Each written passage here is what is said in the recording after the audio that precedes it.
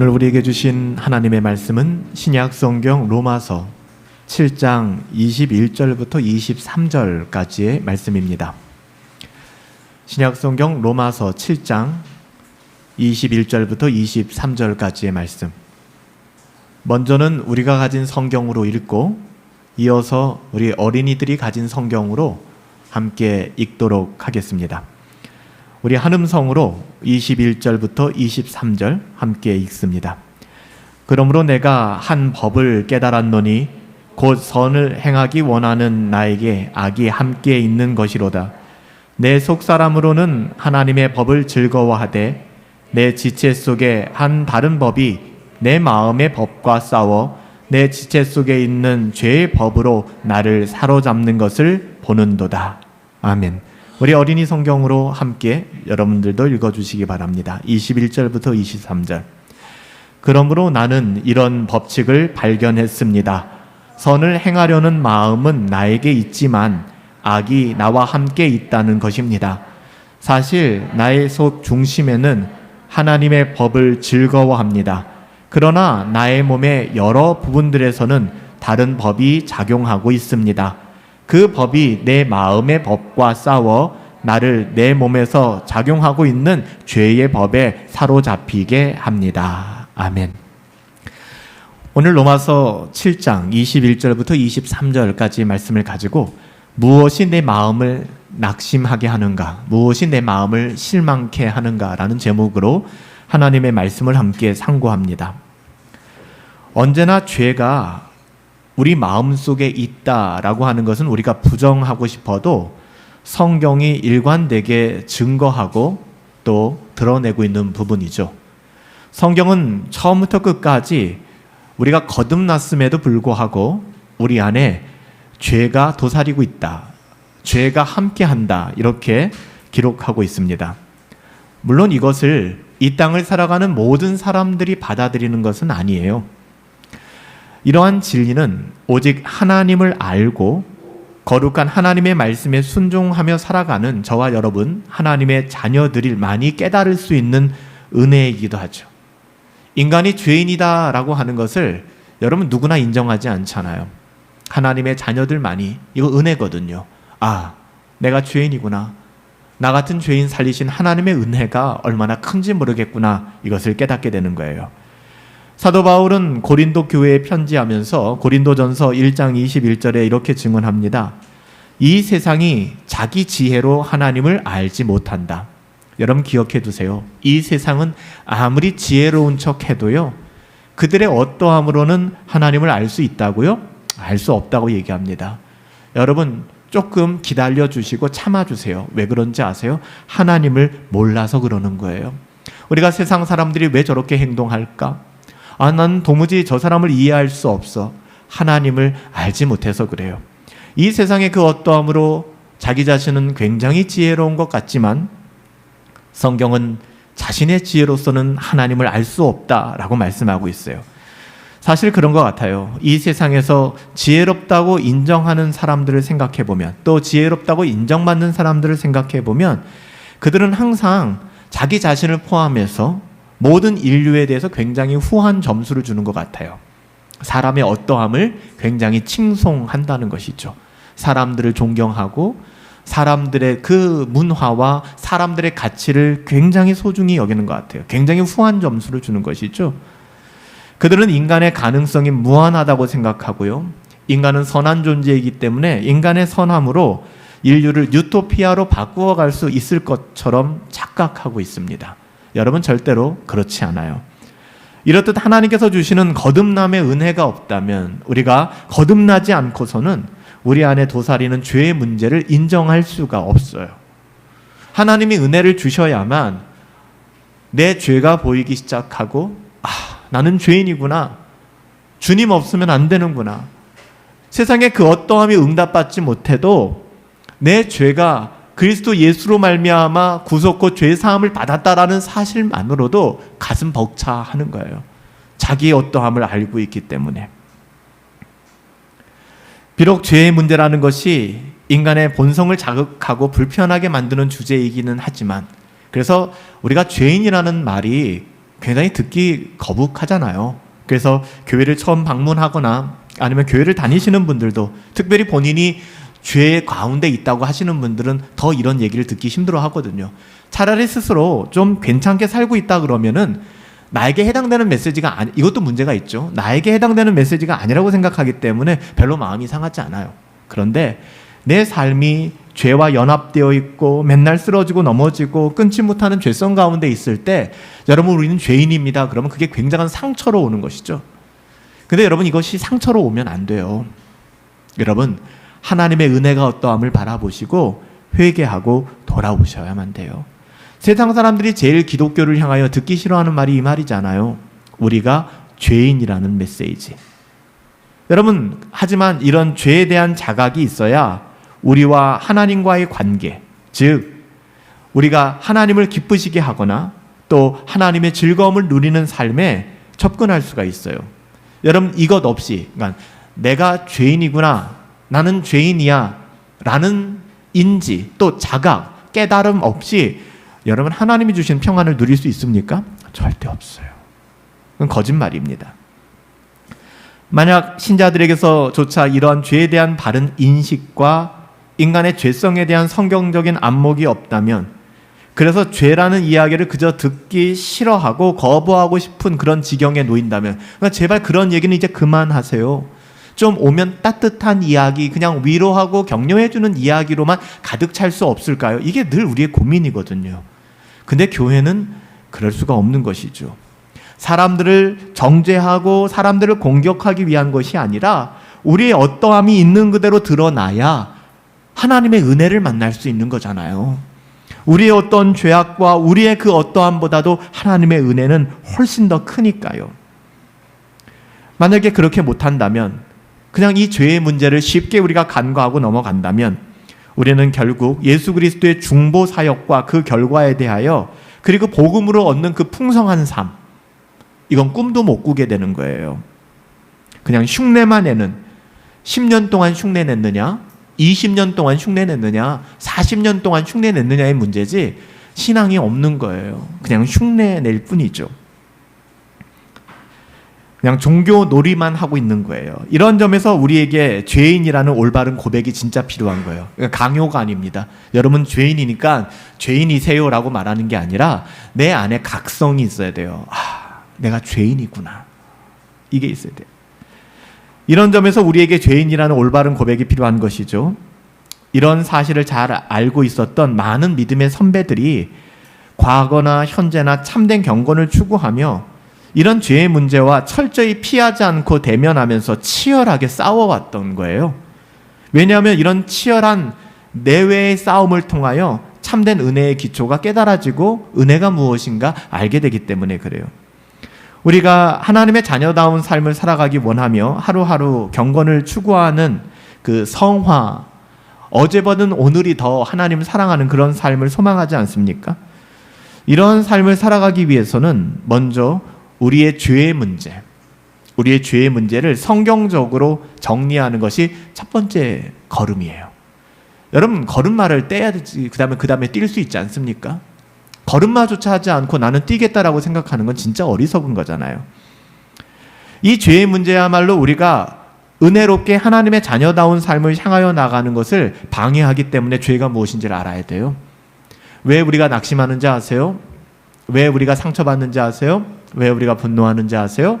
여러분 환경과 상황을 넘어서는 그 이면의 죄를 바라봐야 합니다. 자꾸만 우리 앞에 알짱알짱거리는 우리를 분노하게 만드는 것, 또 우리를 화나게 만드는 것, 우리를 낙심하게 만드는 것, 여러분 이 지점에 머물러 있으면 안 돼요.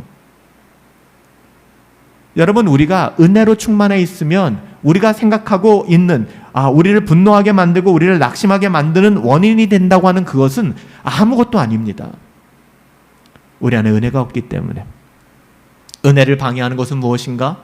끝없이 우리 가운데서 역사하는 죄의 문제. 오늘 사도 바울의 고백이 바로 이거였잖아요.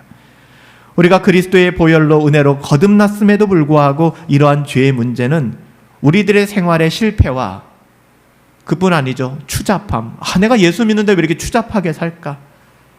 부끄럽다. 그 부끄러움을 가져다 주는 게 이 죄의 문제거든요.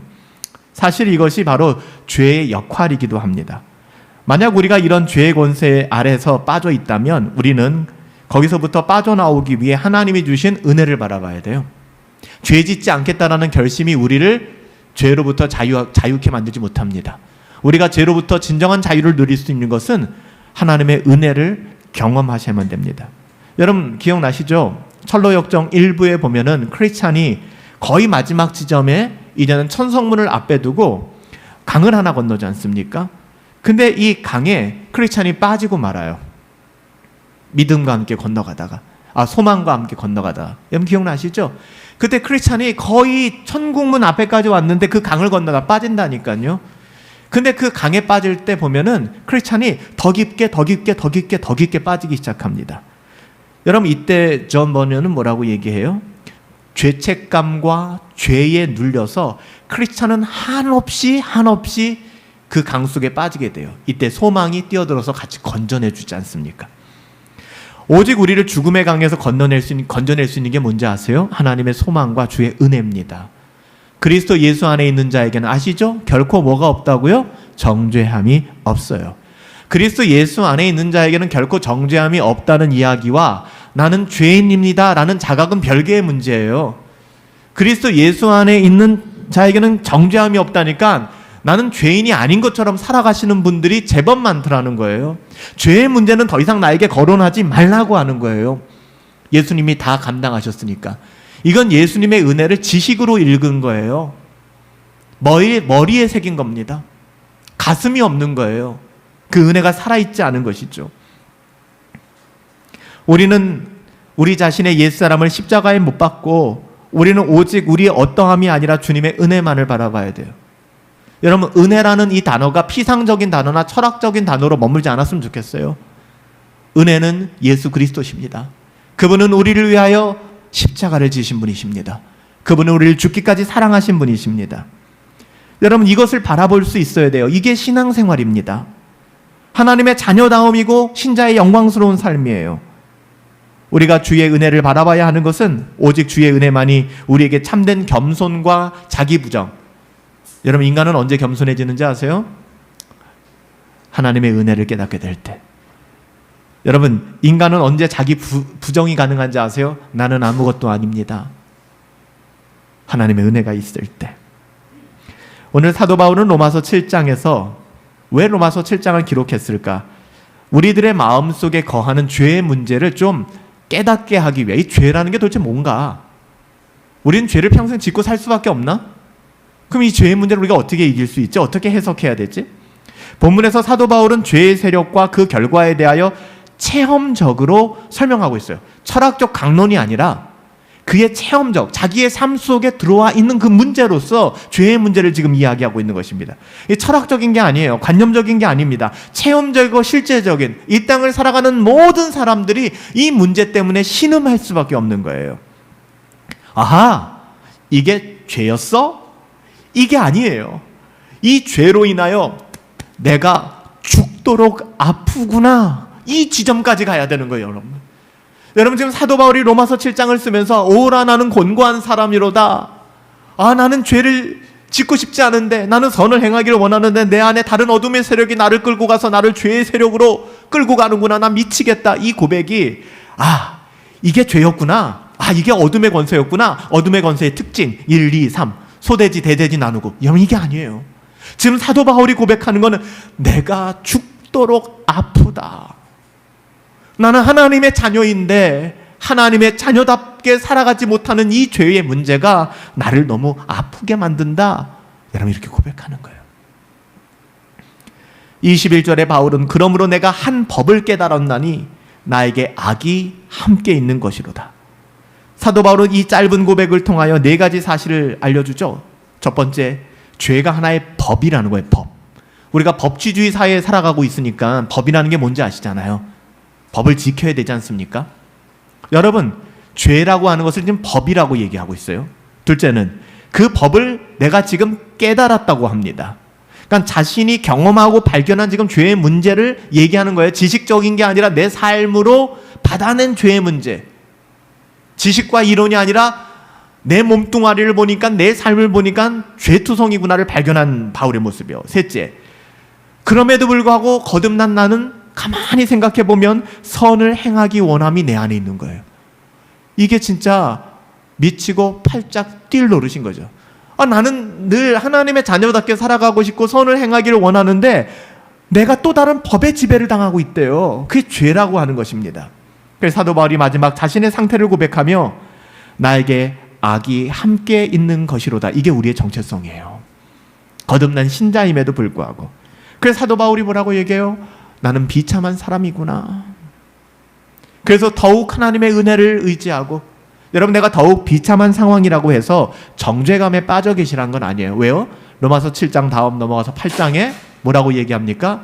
그리스도 예수 안에 있는 자에게는 결코 정죄함이 없다. 그리스도 예수 안에 있는 생명의 성령의 법이 죄와 사망의 법에서 우리를 어떻게 했다고요? 해방시켰다. 우리를 자유케 했다라고 얘기하는 거예요. 사도 바울은요, 하나의 법이라고 표현하는데요, 법은 무엇인가를 다스리며 지배한다라는 뜻을 가지고 있잖아요. 그러니까 무엇인가에 대해 효력을 가지고 영향력을 끼친다. 이 법의 의미 아닙니까? 이 법이에요. 법은 어떤 일을 하라고 명령하기도 하고 어떤 일을 철저히 금지하기도 합니다. 이게 법입니다. 또한 법이 가진 그것을 이루기 위해서는 어떤 일에는 부당한 보상을 주기도 하고 적당한 보상을 주기도 하고 또 한편으로는 처벌을 가하기도 합니다. 그 법을 지키고 따를 수 있도록 계속해서 요구하는 것이죠. 사도 바울이 지금 죄가 그렇다라고 법이라고 증언하고 있는 것입니다. 법은 법인데 중요한 것 어떤 법이라는 거예요? 우리가 지켜야 될 법이 아니라 악법이라고 얘기하는 것입니다. 악법이라고. 그래서 뭐라고 얘기해요? 사망의 법이다. 그 법 지켰다가는 넌 죽는다. 그러니까 육신의 사망이 아니죠. 영적인 사망을 말하는 거예요. 지옥의 심판을 이야기하는 겁니다. 원색적으로 얘기하면. 로마서 7장 21절에 그는 우리 마음을 죄의 법이 지배하고 있다라고 증언합니다. 그리고 이렇게 신자 안에 내재하고 있는 죄는 항상 그 죄가 가진 뜻을 신자 안에서 성취하도록 신자가 하나님의 자녀답게 살지 못하도록, 여러분, 하나님의 뜻이 아니에요. 끊임없이 부단히 부정적인 영향력을 끼치는 거예요. 하나님께 집중하지 못하게 만들고 내 삶이 하나님의 의롭고 선함을 드러내지 못하도록. 그래서 아무리 경건한 신자라고 해도 죄와 무관하게 선만을 행하며 살아갈 수는 없어요. 그게 우리들의 정체성입니다. 완전함은 우리 가운데 있을 수가 없어요. 그래서 여러분들, 청교도 존 오웬 알고 계시죠? 뭐 이름은 들어보셨을 거예요. 청교도 존 오웬이 뭐라고 이야기하느냐? 자신의 죄를 가장 적게 짓고 있다라고 느끼는 그 순간이 가장 큰 죄를 짓고 있는 순간이다라고 얘기합니다. 이만하면 괜찮아. 나는 그 순간이 가장 큰 죄를 짓고 있다. 오히려 날마다 오호라 나는 곤고한 사람이로다. 하나님의 은혜 없으면 살아갈 수 없어요. 미사의 요구가 아니잖아요. 우리가 찬양하는 게 은혜 아니면 살아갈 수 없다는 거. 만약에 진짜 우리가 겉멋들어서 우리의 감정에 도취돼서 그런 찬양을 부르는 거라면 하나님을 한없이 모욕하는 거예요. 왜요? 은혜 아니면 살아갈 수 있으면서 그냥 그 멜로디에 취해서 은혜 아니면 살아갈 수 없어요 라고 말한다 그러면 그거 하나님을 모욕하는 거 아니겠어요? 자녀들이 그렇지 않아요? 부모에게 순종하겠습니다. 엄마 아빠 뜻대로 살아갈게요. 말만 그렇게 해놓고서 전혀 그렇지 않은 삶을 살아갈 때 부모들은 얼마나 큰 상심이 있겠습니까? 하나님의 진노 이전에 하나님의 상심함, 마음 상함을 우리가 좀 헤아려 볼 수 있었으면 좋겠어요. 이런 죄의 법이 하나님의 자녀들을 주장하는 방법은 다양합니다. 가령 하나님의 뜻대로 살다가는 세상에서 버려지고 뒤처질 것 같은 두려움이 첫 번째 마귀가 주는 공격이에요. 이럴 때 많죠. 내가 왜 이렇게 살아야 돼? 야, 내 교회에서 시키는 대로, 내가 성경에서 말하는 대로 살다가는 나는 뭐 출세도 못할 것 같고 나는 뭐 늘 손해보고 늘 바보라는 얘기 들을 것 같아. 여러분, 이것이 죄의 법이 우리를 계속 유혹하는 것입니다. 여러분, 여기에 순종하지 마세요. 또한 세상의 만족과 유익을 추구하고 싶은 마음들을, 그래서 우리의 눈을 멀게 만드는 거예요. 보암직도 하고, 야, 정말 저거 먹으면 되게 맛있을 것 같은데, 아니면 저거 가지면 내가 참된 지혜를 추구할 것 같은데, 취할 것 같은데. 여러분, 이런 사탄의 유혹과 또 이 두려움은 우리의 썩을 육체가 사라지기 전까지, 우리가 주님 만나기 전까지는 계속될 것입니다. 이 땅에서의 삶이 그래요. 그래서 존 버년의 철로 역정에서 믿음과 소망, 그리고 크리스찬들을 만났던 그 모든 유혹들을 보면 다 이런 것들이었거든요. 첫 번째 유혹이 뭐였어요? 크리스찬이 장망성, 장차 망할 성을 뛰쳐나왔잖아요. 생명, 생명, 영원한 생명 외치면서 사람들이 막 욕하고 사람들이 비난하니까 그 말 들으면 내 마음이 흔들릴 것 같으니까 귀를 막고, 그 장면이 나오잖아요. 귀를 막고 두루마리를 끌어안고 생명, 생명, 영원한 생명 외치면서 천성문을 향하여 첫 길을 내딛게 되잖아요. 처음에 만났던 크리스찬이 처음 만났던 시험과 유혹이 무엇이었어요? 온유라는 사람을 만났고, 이 온유라는 사람을 통하여 어떤 비난을 듣습니까? 야, 넌 네 가족 좀 생각해봐. 너 혼자 이렇게 뛰쳐나오는 게, 너 나가면은 아버지 잃은 자녀들은 어떻게 살아갈까? 너 그렇게 살아가면 너희 아내는 어떻게 살아가겠어? 너 인간적으로 그러는 거 아니다. 너 그렇게 살면 안 돼. 정신 차려. 이게 첫 번째 유혹이었어요. 여기에 마음이 조금 흔들렸죠. 여러분, 철로 역정을 좀 여름 혹시 휴가 있으시고 그러면 철로 역정을 한번 다시 읽어보세요. 우리 홈페이지에 있는 강의라도 다시 한번 쭉 들어보세요. 정말 깊은 깨달음이 있어요. 우리가 만나는 모든 사건들과 우리가 만나는 모든 일들이 거기 고스란히 다 들어있거든요. 이게 죄의 법입니다. 이게 사망의 법입니다. 자꾸만 그 법이 우리를 장악하려고 해요. 우리는 하나님의 자녀인데 우리는 그걸 이길 힘이 있어요. 우리는 그 법에서 자유함을 얻을 수 있는 근거가 있어요. 그게 뭐예요? 은혜입니다. 그리스도 예수 안에 있기 때문에 이게 가능해진 거예요. 우리는 하나님의 법 아래 살아가는 사람들이니까요. 로마서 7장에서 사도 바울은 자신이 어떻게 이러한 죄의 법에 대하여 깨닫게 되었는지를 설명해 주고 있어요. 사도 바울은 여러분 잘 아는 것처럼 어려서부터 율법을 통해 이런저런 죄에 대한 이야기들에 대해서 익숙하게 알고 있었어요. 우리처럼. 하지만 이렇게 이론으로 습득된 죄의 문제는 한낱 바울에게는 지식의 파편에 불과했습니다. 어떠한 영향력도 끼치지 못해요. 제가 두려운 게 뭔지 아세요? 주일날 예배를 드림에도 불구하고 복음을 듣고 수많은 성경의 메시지를 듣고 있음에도 불구하고 이것이 그냥 지식의 파편이 되어서 우리의 삶을 전혀 움직이지 못한다 그러면 이건 너무 통탄스러운 일이거든요. 사도 바울도 그랬어요. 그러나 이제 사도 바울은 자신이 가진 죄의 문제를 스스로 경험하고 발견하게 된 거예요. 여러분의 인생에 로마서 7장이 있으세요? 죄의 문제 때문에 미치겠고 죄의 문제 때문에 답답하고 견딜 수 없어 하나님 앞에 나와 씨름하고 정말 미칠 것 같아서 자신에게 욕도 해보고 저주도 해보고 그래도 끊어지지 않는 이 죄의 문제에 바둥바둥거리면서 여러분 신음해 본 적이 있습니까? 여러분 이 과정을 경험하고서 죄의 실상을 깨닫고 그 죄를 덮고도 남을 만한 하나님의 은혜를 발견한 사람과 그렇지 않은 사람은 이건 비교할 수가 없는 것입니다. 그래서 이 씨름이 먼저 되어져야 된다는 거예요. 사도 바울이 그래서 로마서 7장에 미칠 듯이 죄의 문제에 씨름하고 있는 것입니다. 그의 자신의 삶이었으니까. 여러분, 우리 스스로가 끔찍한 죄인임을 깨닫는 것은 하나님의 은혜입니다. 할렐루야. 내가 죄인임을 깨닫는 것은 하나님의 은혜이고 나는 진짜 이 세상에 그 누구와 비교할 수 없을 만큼 죄인이라고 하는 그 마음이 여러분을 가장 안전하게 만드는 것입니다. 나는 이만하면 됐어. 존 오웬이 말하는 것처럼 나는 이 정도면 괜찮아 하는 순간이 우리는 가장 큰 죄를 짓고 있는 순간이에요. 예수님께서도 마태복음 9장 12절 13절에서 이렇게 말씀하셨어요. 건강한 자에게는 의사가 쓸데가 없다. 병든 자라야 의사가 필요하지 않겠느냐. 너희가 가서 내가 긍휼을 원하고 제사를 원하지 아니하노라 한 말의 뜻을 제발 좀 이해했으면 좋겠다. 구약의 말씀이잖아요. 구약에 뭐라고 얘기합니까? 선지자들이 하나님은 긍휼을 원하시고 제사를 원하지 않는다. 예수님이 인용하셔서 제발 부탁이다. 이 말이 무슨 뜻인지 좀 알았으면 좋겠다. 왜 너희들이 자꾸만 껍데기 같은 신앙생활을 가지고 내 앞에 나오느냐. 그러니까 살아계신 하나님 예수님이 내 눈앞에 있는데도 내 가슴이 떨리지도 않고 그분을 향한 내 마음의 고백도 나오질 않는 거예요. 자기는 의사가 필요 없다 여기기 때문에. 여러분 왜 우리의 삶이 변화되지 않는지 아세요? 왜 아무리 권면을 해도 어떤 사람들은 변화되지 않고 똑같은 삶을 반복하는지 아십니까? 교만하기 때문에 그래요. 교만하다고 하는 것은 다른 게 아니에요. 자기 스스로가 건강하다고 느끼는 거예요. 자기 스스로가 철저한 인본주의자가 돼서 내가 중심이 되는 거예요. 내가 알아서 살 수 있으니까 제발 제발 내가 도움을 청하기 전까지는 말하지 마세요. 그냥 내가 알아서 살아갈게요. 내가 너무 지치고 힘들면 그때 찾아올게요. 이런 교만이 어디 있겠습니까? 우리가 스스로 우리의 병을 인정해야 됩니다. 아, 나는 죄인이구나. 여기서부터 구원이 시작되는 거예요. 여러분, 의사가 환자를 만날 때 환자가 자기의 그 병을 인정하는 건 너무나 중요하거든요. 만약에 환자가 병을 인정하지 않으면 어떻게 할 거예요? 병원을 옮길 겁니다. 이거 오진일 거야.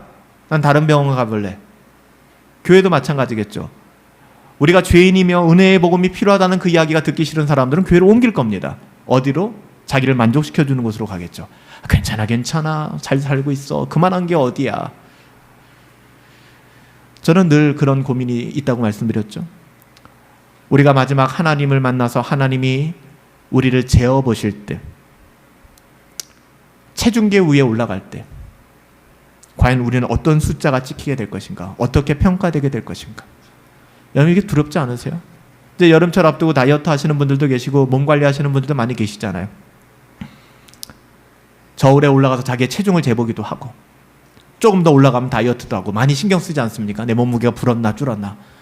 여러분, 이거는 왜 이렇게 잘하시고 민감하신데 왜 여러분들의 영혼을 저울에 재보시는 것은 둔감하세요?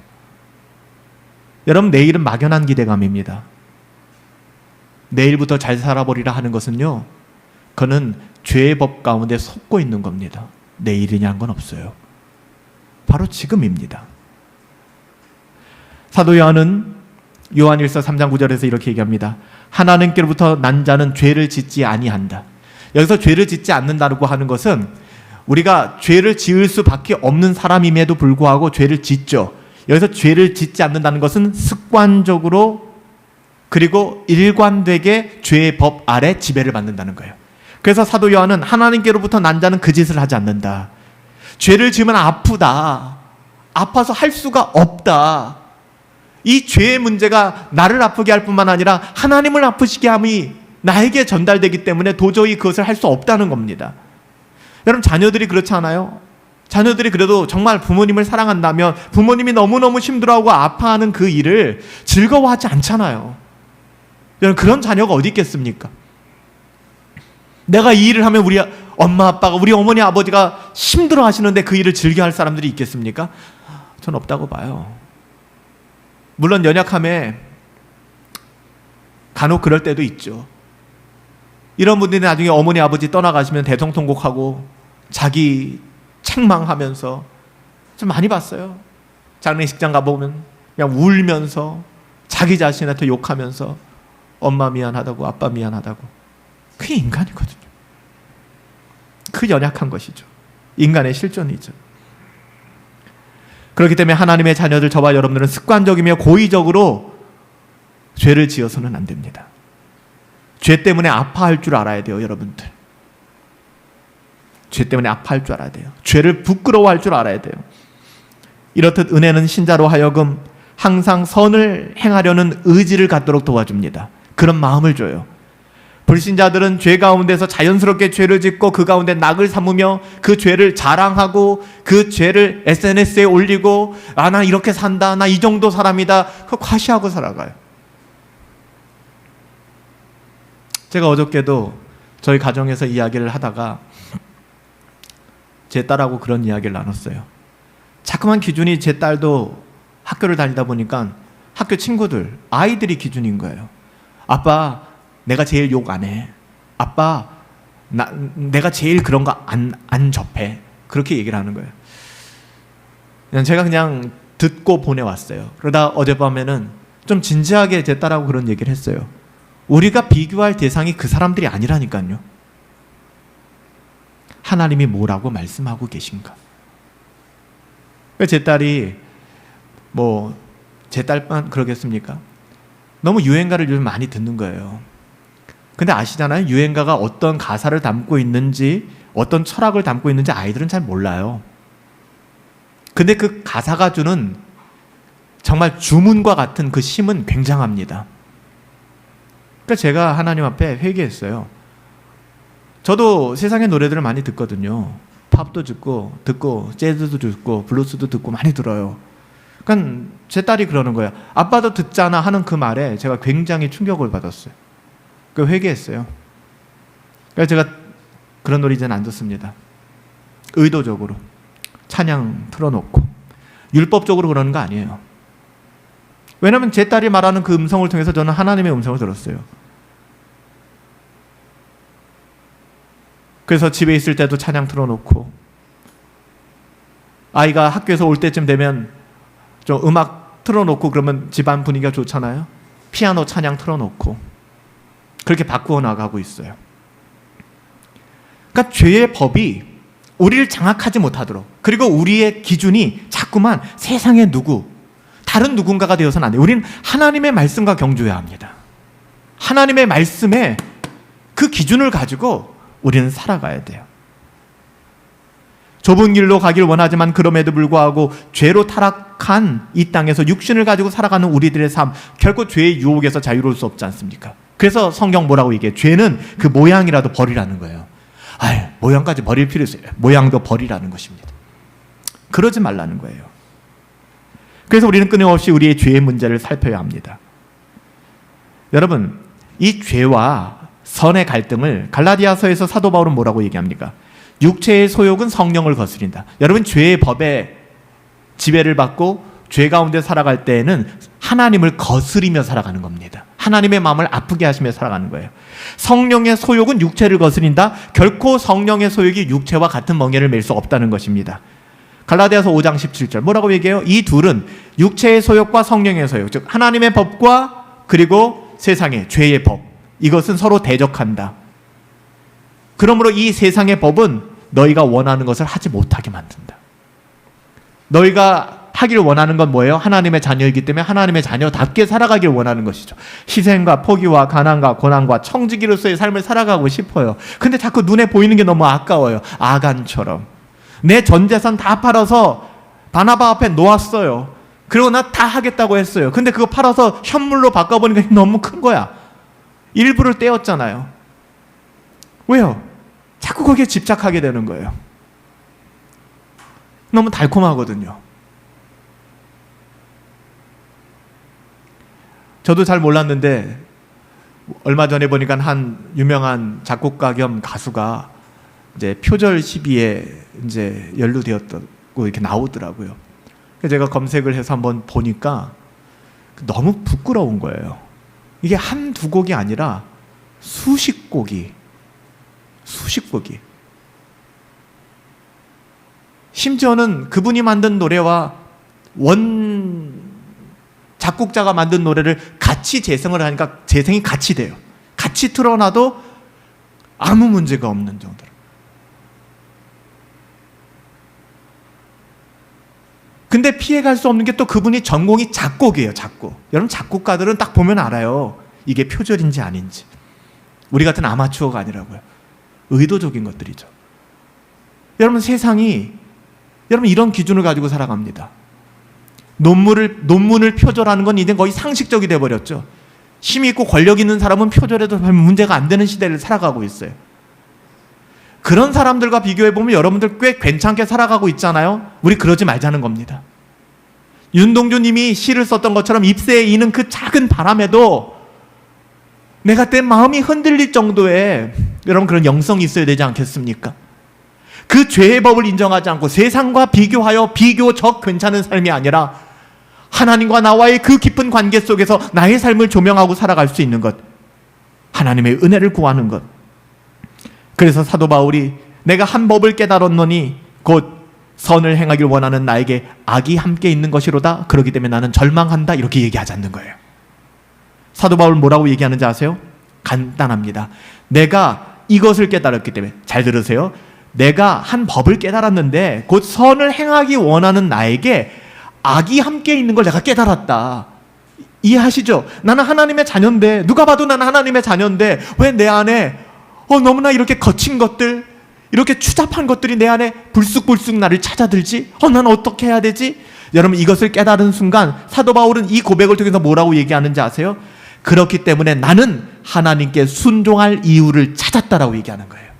나는 죄인이기 때문에 하나님의 말씀에 순종해야 되고, 나는 죄인이기 때문에 더욱더 경건을 추구해야 되고, 하나님 뜻대로 살지 않으면 죄의 법이 나를 잡아먹어 버리겠구나.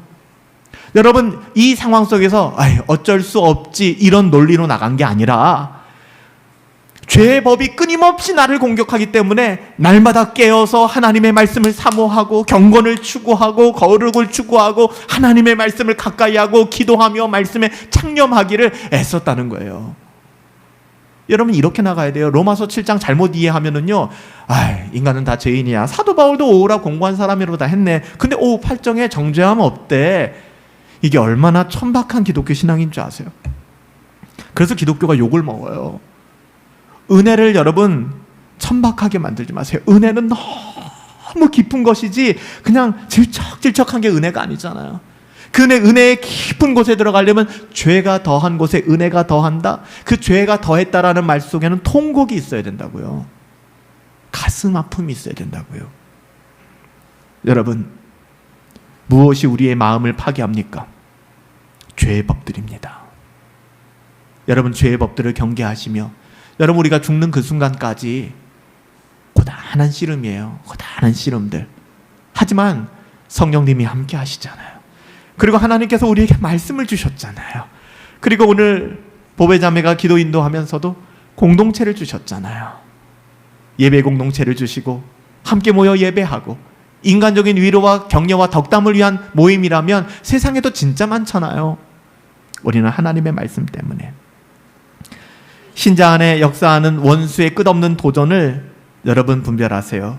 사도 베드로가 이렇게 말씀했습니다. 근신하라, 제발 좀 깨어 있어라. 너희 대적 마귀가 우는 사자와 같이 정말 두루 다니면서 삼킬 자를 찾는다 경고하잖아요. 이렇게 말씀하고 있잖아요. 여러분, 오늘 말씀을 통해서 우리가 죄의 법과 사망의 법, 그렇지만 여전히 성령의 법, 하나님의 법, 그 안에서 우리는 어떻게 살아가야 되지? 죄의 문제, 우리 안에서 어떻게 해결해야 되지? 그리스도 예수께서 우리의 모든 죄를 사하셨다고 하지만 끊임없이 오늘 이 순간도 죄를 짓고 내일도 죄를 짓게 될 이 모든 나의 어떠함을 나는 어떻게 이해해야 되지? 오늘 말씀을 통해서 여러분들 교훈을 얻을 수 있었으면 좋겠어요. 오늘 사도 바울은 특별히 세 가지를 우리에게 마지막으로 이야기합니다. 이 세 가지로 우리는 말씀을 좀 정리해 보십시다. 여러분, 성령께서 뭐라고 말씀하시는지 알죠? 성령께서는 분명히 이렇게 말씀합니다. 만물보다 더 심히 거짓된 게 뭐라고 말씀할까요? 마음이에요. 마음. 여러분의 마음을 믿지 마세요. 진짜 간사합니다. 조금 괜찮으면은 세상을 다 줄 것 같고요. 조금 뒤틀리면은 뭐든 다 싫고 미워요. 다 밉상으로 보여요. 그게 우리 마음이에요. 여러분, 자꾸 우리 마음의 거울에 비추어서 행동하지 마세요. 사람도 또 여러분들의 어떤 처신도. 마음은 늘 불안하여 헛된 일을 꾸미기에 바쁩니다. 그래서 여러분 자꾸 마음을 만족시키려고 살지 마세요. 솔직히 자신 마음을 믿을 수 있는 사람은 아무도 없을 겁니다. 변화무쌍하게 요동치는 게 우리 마음이니까. 선한 것 하나도 없다라고 우리가 찬양하고 성경도 그렇게 기록하고 있잖아요. 그러므로 우리의 마음을 신뢰하는 사람 진짜 어리석은 사람입니다. 여러분의 영혼을 여러분의 마음 상태로 판단하지 마세요. 몇 가지 원칙과 기준을 세워야 되는데, 첫 번째, 자신의 마음과 싸우는 일을 포기하지 마십시오. 그러니까 그 마음을 항상 그대로 허용하지 마세요. 우리는 죄의 법과 싸우는 일에 방심해서는 안 됩니다. 우리 마음이 죄 짓는 곳에 그렇게 노출돼서는 안 된다는 것입니다. 죄가 있는 곳은 눈으로 볼 수 없는 우리의 마음이라는 것을 명심하세요. 우리 마음이 죄를 사랑하게 될 때 우리의 행동이 죄로 발산하게 됩니다. 그렇기 때문에 여러분, 과다할 정도로 내가 이렇게 해도 될까? 내가 지금 좀 너무하는 거 아니야? 싶을 정도로 여러분 죄의 문제에 민감하세요. 나쁠 거 하나도 없습니다. 사람 기준 삼지 마시고 하나님 말씀으로. 그래서 고린도전서 10장 12절에 뭐라고 말씀하세요? 네가 섰다, 괜찮다, 이 정도면 된다라고 생각하면 즉시 넘어질 것이다. 선줄로 생각한 즉 넘어질 것이다. 골로새서 3장 5절에 뭐라고 얘기해요? 그렇기 때문에 땅에 있는 너의 지체, 몸뚱아리 다 죽여버려라 라고 강력하게 얘기하잖아요. 육신의 어떠함 따라 살아가지 말라는 거예요. 첫 번째 말씀드렸어요. 우리의 마음과 싸우는 일 포기하지 마세요. 참된 평안은 여기서 오는 것입니다. 그냥 우리 마음이 평안하고 좋다, 잊어버릴래, 이게 평안 아닙니다. 두 번째 뭐예요? 항상 깨어서 지키십시오. 죄는 우리의 어떤 영역에서든 우리를 속이면서 우리의 마음을 주장하기 때문에 여러분 마음에 파수꾼을 세우시기 바랍니다. 여러분, 군대에서 속칭 하는 말이 있잖아요. 위병, 경계하는 자가 실패하면은 그것은 전쟁의 증거보다 더 형벌적인 더 위험한 일이고 더 끔찍한 죄입니다. 왜 그래요? 여러분, 우리가 뭔가를 지킨다고 파수한다고 하는 것은 너무나 중요한 위치이기 때문입니다. 여러분의 영혼을 누가 지키고 계십니까? 도대체. 물론 하나님이 지키고 계시지만 여러분들이 스스로 여러분들의 영혼을 돌아보고 지킬 수 없다면 여러분, 우리는 순간 넘어질 거예요. 타이타닉 사건처럼. 타이타닉도 우리가 잘 아는 것처럼 파수꾼들이 그 높은 망대에서 잠시 다른 생각을 하고 그들의 그 역할을, 임무를 등한히 했을 때 빙산을 너무 일찍 발견하지 못한 거잖아요. 너무 늦게 발견한 거 아닙니까? 발견하고 틀어봤자 결국에는 여러분, 타이타닉이라는, 우리가 영화 많이들 보셨겠지만 타이타닉은 당시에 모든 문화의 상징이었어요. 문명의 상징이었습니다. 대서양을 그 속도로 건널 수 있는 배도 없었고 그만한 배도 없었으며 오늘날로 따지면 모든 과학의 총 집합체가 바로 타이타닉이었습니다. 그게 빙산 하나에 침몰해버렸어요. 그래서 9명 정도 얼마 안 갇혔잖아요.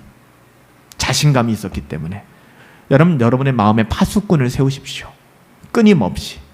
마지막 여러분의 마음을 하나님께 맡기십시오.